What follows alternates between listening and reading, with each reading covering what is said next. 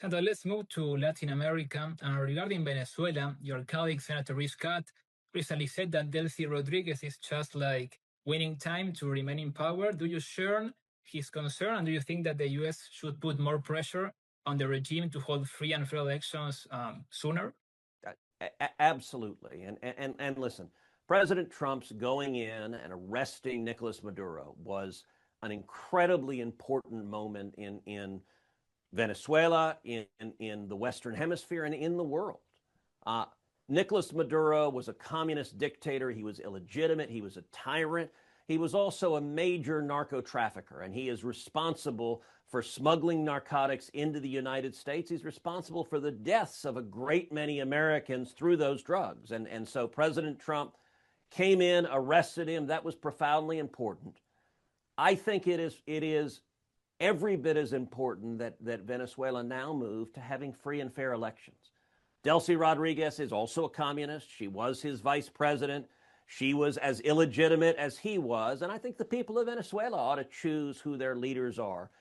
I am encouraged that there are real and substantive talks that are ongoing about strengthening democratic institutions, strengthening the presence of the opposition parties. That's a step in the right direction, but we need to let the people of Venezuela make a choice as to who their leader would be. And I hope and believe they would choose a leader who wants to be friends with America. I think that is incredibly important, and that's good for Venezuela.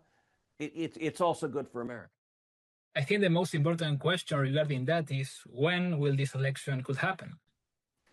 It is a very important question. I don't know. I would like to see it sooner rather than later from discussions that we're having with opposition parties. The time frame of 6 to 8 months is being discussed. What I am pressing is do it as soon as humanly possible, because having a legitimately elected leader of Venezuela, I think, is important for, look, Venezuela has vast natural resources, vast oil reserves, the biggest oil reserves on the planet, vast reserves of gold and other critical minerals. But for American companies to have the confidence to go in and invest, they got to have confidence that there's a government there that's not going to seize their investments, seize their assets. As long as you have an illegitimate communist government, American companies are going to be very reluctant to put billions of dollars into Venezuela. And so if there can be some reasonable confidence of rule of law, I think we have a potential for enormous prosperity, and I'd like to see that sooner rather than later. And staying on Venezuela, the U.S. has been working with Diosdado Cabello, of course, who has been accused of the U.S. of drug trafficking. Can the U.S. work with someone like him while still pushing for democracy and accountability in Venezuela?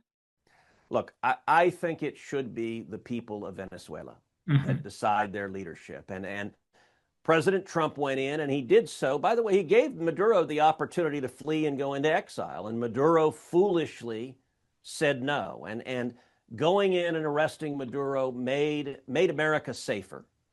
I'll tell you also, at 3 a.m. when the Delta Force landed and apprehended Maduro, every dictator in Latin America had to change his shorts.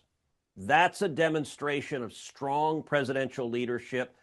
The transition now is to move Venezuela to legitimate government and to move them hopefully back to prosperity, to partnership and friendship with America, friendship with free enterprise and capitalism and investment together.